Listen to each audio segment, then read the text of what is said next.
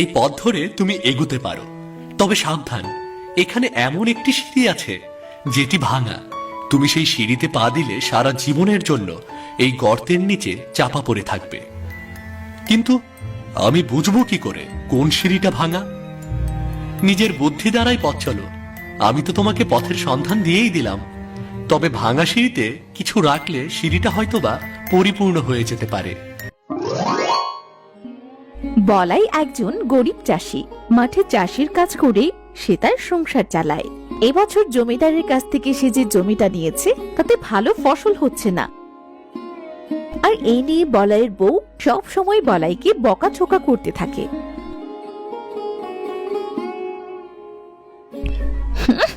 অকর্মা ঠিকই, ভালো খেতে দেবার মরদ নেই, খালি মুখে বড় বড় কথা। এই মরেছে রে, তা বকবে তো বকবে, আবার বাসন কোসন ভাঙার কি দরকার আছে বউ? এভাবে বাসনগুলো ভাঙিস না বউ, এভাবে বাসনগুলো ভাঙিস না, তাহলে এগুলো যে আর ভাগ্যে জুটবে না রে, জুটবে না। খেতে তো দিতেই পারছো না, তাহলে এগুলো রেখে আর কি করব? কি করব?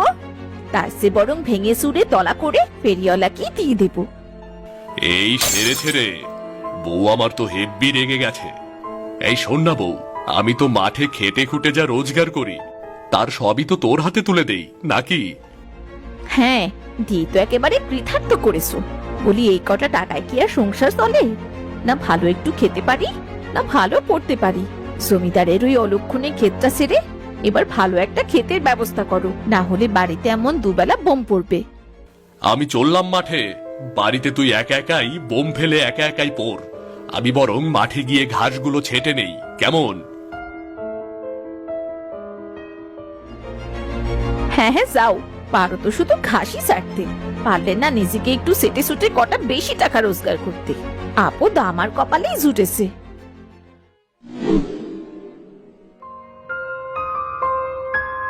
কি হলো, খাবার কি দিবি নাকি, নাকি আজও দিবি না? আজও না খেয়ে থাকতে হবে? ওই দেখো, কাঁচা মরিচ দিয়ে পান্তা ভাত রাখা আছে, ওটাই নিয়ে খাও। এ পান্তা ভাত আর কাঁচা মরিচ, আজ যে তোমার কপালে এই জুটেছে সেটাই অনেক। কাল থেকে ভালো বাজার হাট না করলে এটাও জুটবে না, বুঝলে? কি দরজাল বউ রে বাবা। আচ্ছা, সবার ঘরের বউরাই কি এমন দরজাল হয় নাকি, আর এমন ঝগড়াটে হয়? তুই শেষ রে বলাই, তুই শেষ। বলাই খেতে গিয়ে তার সবজিগুলো দেখে মাথায় হাত দিয়ে বসে পড়ল। হায় হায় রে, এ আমার কি সর্বনাশ হলো। কাল অবধি তো সবজিগুলো বেশ ভালোই ছিল, কিন্তু আজ আজ যে একেবারে সব সবজি শুকিয়ে গেছে। দেখে দেখে আজ ঘাসগুলো বেছে নেই, কাল না হয় খেতে জল দিয়ে দেখব কি হয়। ও খেতে জল দিয়ে আর কোনো কাজ হবে না গো দাদা। কেন দাদা, আসলে এই ক্ষেতের রহস্যটা কি বলো তো? দাদা, জমিদারের এই খেতে কোনো বছরই সবজি হয় না, ফসল সব নষ্ট হয়ে যায়, নয় পুইরা যায়। আর এই জন্যেই জমিদার এবার সাইডা তোমার এই ক্ষেতটি দিছে, বুঝলাম না? বলো কি দাদা, তাহলে তো এবার আবার সর্বনাশ হবে। ফসল না হলে তার ঋণ শোধ করতে পারবো না আমি। ঋণ যদি সুদে আসলে দ্বিগুণ হয়, তবে জমিদার আমাকে ভিটে মাটি ছাড়া করবে গো। এইটা তো তার ফোন দি, কত মানুষকে এই ক্ষেত চাষ করবার দিয়া সর্বনাশ কইরা দিল। যখনই ঋণ পরিশোধ করতে ব্যর্থ হইছে, সেই গ্রাম সারা হইছে, বুঝলা? ব্যাটা সুদখোর জমিদারের পেটে পেটে এত শয়তানি। আমার নামও বলাই, দেখি আমাকে কিভাবে গ্রাম ছাড়া করো। আর ভাইবা কোনো লাভ নাই গো দাদা, যা হবার তা হইয়া গেছে। এবার আমি আসি গো দাদা।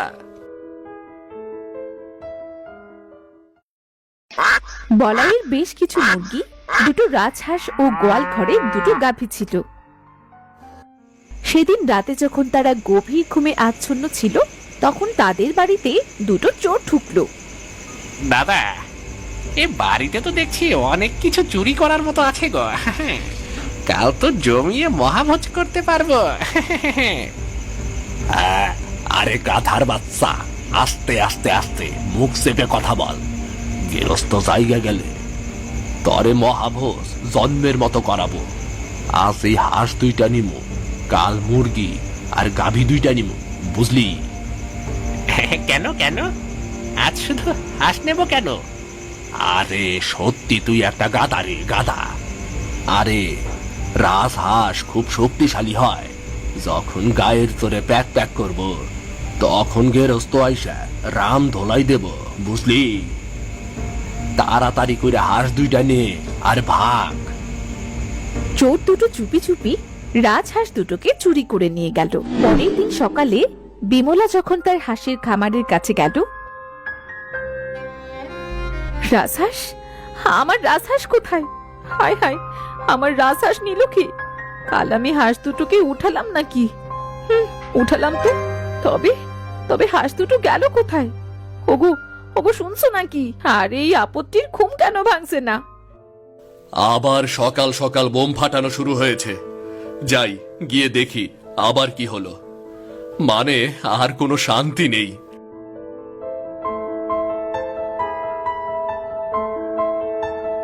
কি গো, কি হলো আবার বলো তো?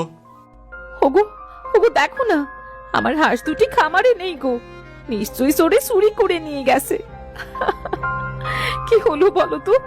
যদি হাঁস দুটো খেয়ে ফেলতাম, তবে মন খেয়েও একটু সান্ত্বনা দিতে পারতাম গো। তুমি হাঁসের মাংস কত পছন্দ করো। সেটা তো এখন বুঝতে পারছিস বউ, আগে তো বুঝিসনি। তুই আর কাঁদিস না বউ, কাঁদিস না। আমি তোকে আবার রাজহাঁস কিনে দেব।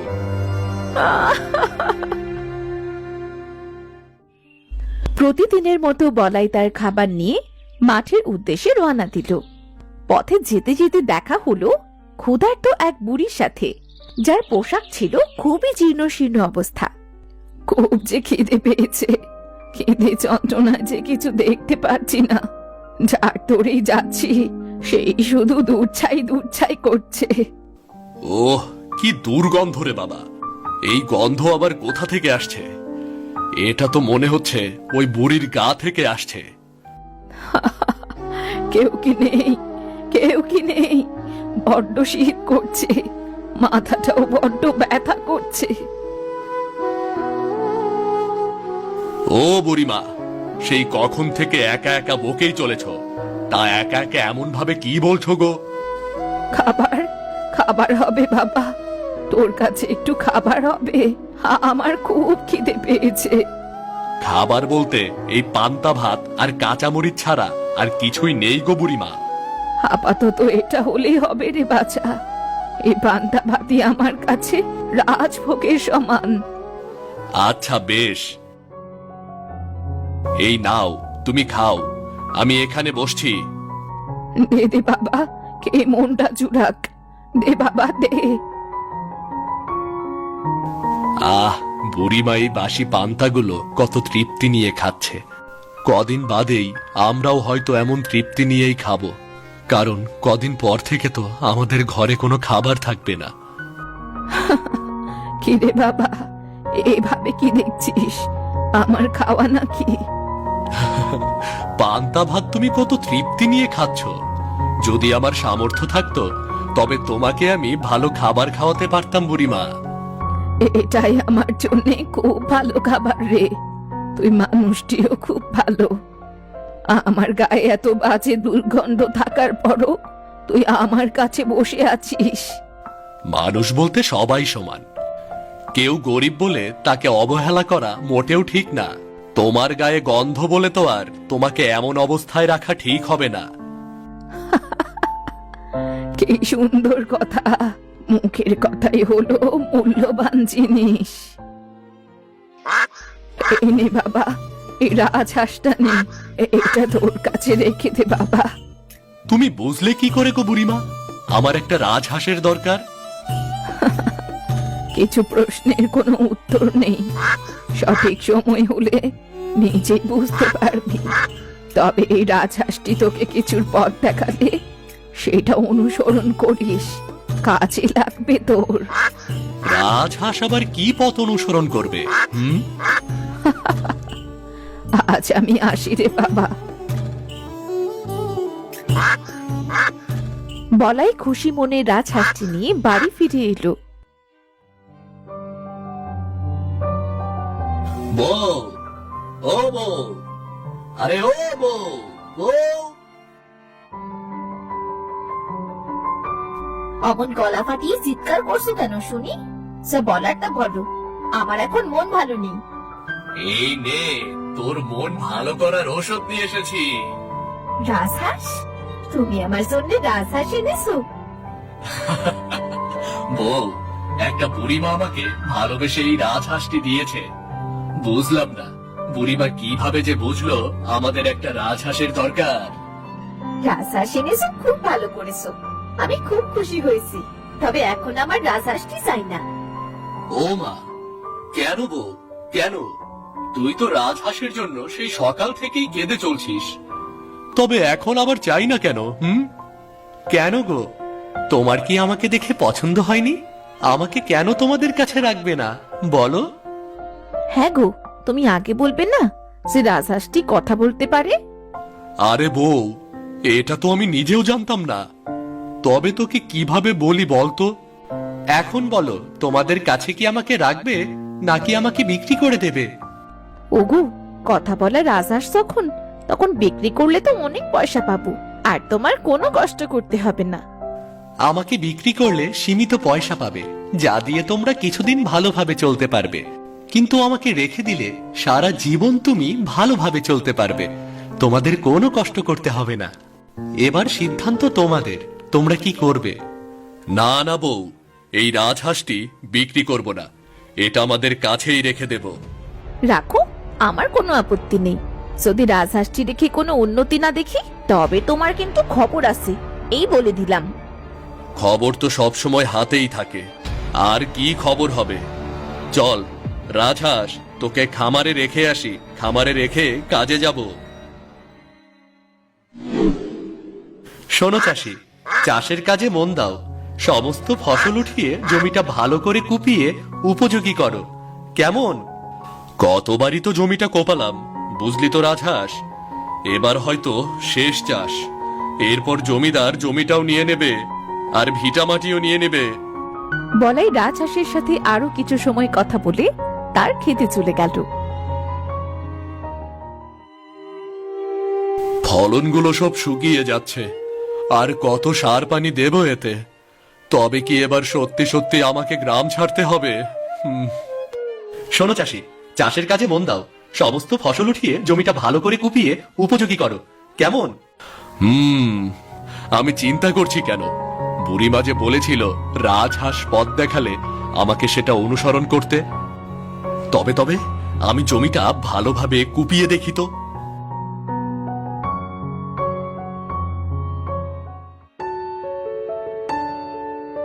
কি গো, অমন হাঁপাতে হাঁপাতে এসেছো কেন?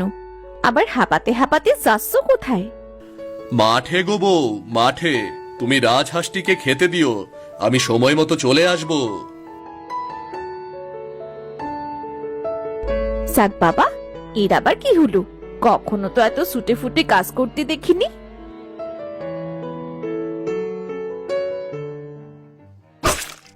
বলাই তার পুরো ক্ষেত কোপানোর পর ক্লান্ত হয়ে ক্ষেতের আইলের ওপর বসে পড়ল। হঠাৎ তার চোখ পড়ল দূর আকাশের কোনো এক সাদা পাখি তার দিকে এগিয়ে আসছে।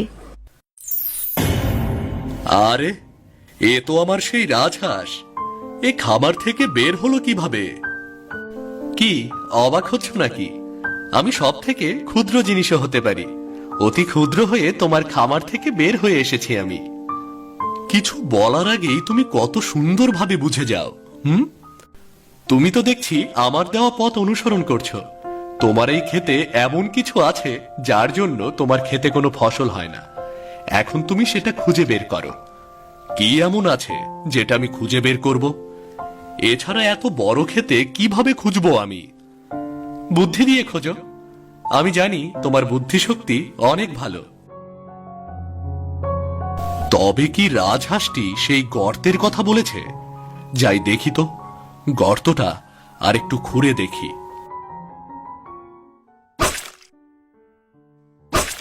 এটা তো নিচ পর্যন্ত সিঁড়ি দেখা যাচ্ছে, তবে কি এর ভেতরে সেই গল্পের মতো পাতালপুরি নাকি?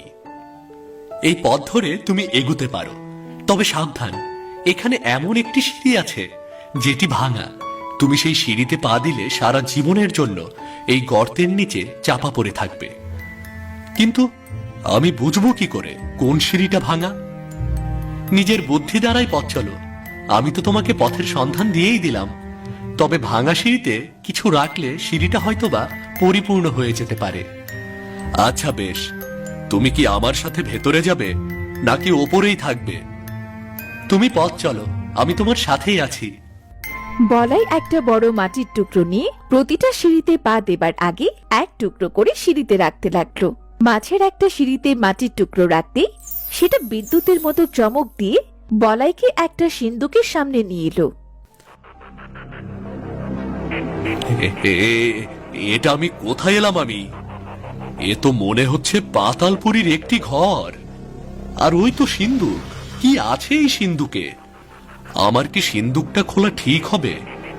না না না, একবার খুলে দেখতেই হবে। দেখি খুলে।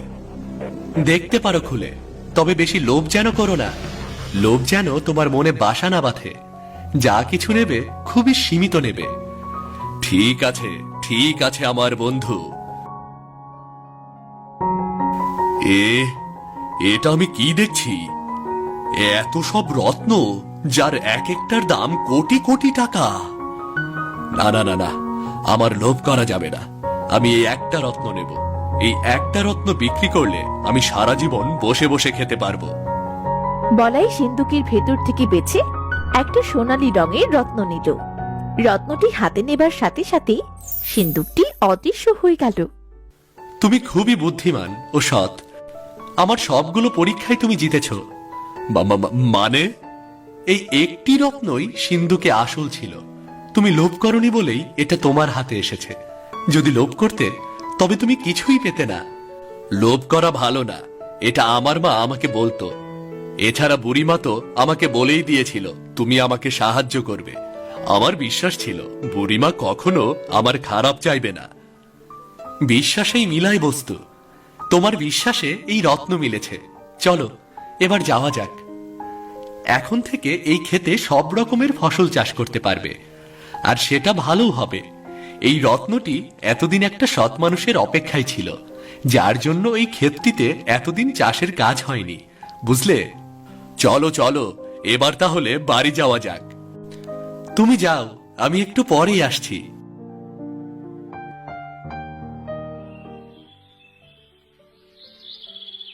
বলাই বাড়ি ফিরে এলো। সে বাড়ি ফিরে দেখলো তার বউ খুব কান্নাকাটি করছে। আরে আরে বউ, তোমার আবার কি হলো? হাত পা ছুড়ে এমন কাঁদতে বসলি কেন বলতো? হোগো হোগো, তুমি এসেছো। জানো, বুড়িমার দেওয়া রাজহাঁসটি আবার চুরি হয়েছে। কে চুরি করেছে আমাদের রাজহাঁসটা? আরে বউ, চুরি হয়নি। রাজহাঁসটি এত সময় আমার সাথেই ছিল। ওমা, তাই নাকি? এইদিকে আমি রাজহাঁসটি কি কোথাও না পেয়ে কত খুঁজে চলেছি। এই দেখো বউ, কি এনেছি আমি। ওমা, এই তো রত্ন। এই কোথায় পেলে তুমি? এসব ওই রাজহাঁস দিয়েছে বউ, ওই রাজহাঁস।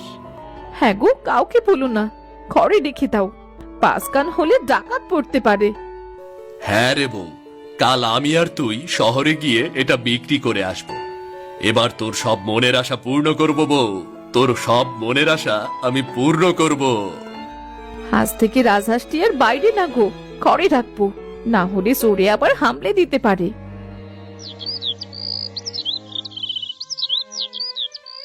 সেদিন রাতে বিমলা ও বলাই জানলার ধারে টেবিলের ওপর রাজহাঁসের কাছে রত্নটি রেখে ঘুমিয়ে পড়ল।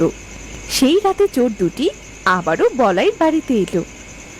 আরে কালু, কাল নেই বাড়ির থেকে সব রাজহাঁস বিক্রি করে ফেলাইলাম। আইজ আবার আরেকটা রাজহাঁস দেখতাছি। কই কই কই দেখলি, কই দেখলি আমার রাজহাঁস? আরে ওই দেখ, জানালার কাছে। চল চল, আস্তে আস্তে জানালাটা বাইঙ্গা রাজহাঁসটারে নিয়ে পালাইয়া যাই।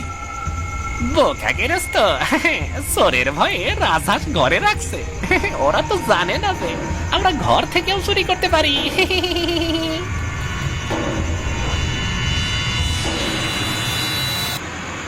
ওই লালু, ওই লালু দেখ, লালু রে, আমার কপালটা খুইলা গেল রে লালু। রত্ন ওমা, এরা রত্ন পেল কোথায়? আরে বোকা, আস্তে ক, আস্তে। চল আমরা রাজহাঁসটিরে বাদ দিয়া এই রত্নটা চুরি করে নিয়ে যাই। আজকের পর থেকে আমাগোর আর চুরি করতে হইব না। তারা যেই রত্নটি চুরি করার জন্য জানলায় হাত বাড়ালো, অমনি রাজহাঁসটি তার জাদু শক্তি দিয়ে তাদের দুজনের হাত শক্ত করে জানলার সাথে বেঁধে ফেলল। ওরে কালু কালু, আমার হাতটা জানলায় আটকে গেল। আটকে গেল কেমনে রে? আমার হাতটা কি কাটা পড়বো নাকি রে? হ্যাঁ রে ভাই, হাতটি এত শক্ত করে বাঁধলো কে? খুব তো ব্যথা লাগতেছে। বাঁচাও, কেউ বাঁচাও আমাগো, বাঁচাও বাঁচাও। আরে আস্তে রে আস্তে চিৎকার কর, এরা জায়গা গেলে একটা মাইরও মাটিতে পড়বো না। দুজনের চিৎকার আর কথার শব্দে বলাই ও তার বউয়ের ঘুম ভেঙে গেল। ওগো ওগো, দেখো চোর, এরাই কাল রাতে আমাদের হাঁস চুরি করেছিল, আজ আবার। আজ শুধু রাজহাঁস না, আজ তোমাদের এই রত্নটি চুরি করতে যাচ্ছিল। সাইরা দাও, সাইরা দাও, দয়া করে সাইরা দাও। আমরা আর কখনো চুরি করবো না, আজকের মতো ক্ষমা করে দাও। মনে থাকবে তো? হ হ, সারা জীবন মনে থাকবো। হ্যাঁ গো বন্ধু, এদের আজকের মতো ছেড়ে দাও। মনে হচ্ছে এরা ভালো হয়ে গেছে। ভাগ্যিস সেদিন আমার কথা শুনে রাজহাঁসটি বিক্রি করনি। আমি আর কখনো তোমার মুখের ওপর কথা বলবো না গো। আর এই রাজহাঁসটিকেও আমি আমার সন্তানের মতোই আগলে রাখবো। কালকের পর থেকে আমি আর তোমাদের কাছে থাকবো না গো। আমি আবার ফিরে যাব আমার বুড়িমার কাছে, আবারও এভাবে অন্য কারো সাহায্য করব। তোমরা সবাই ভালো থেকো, কেমন?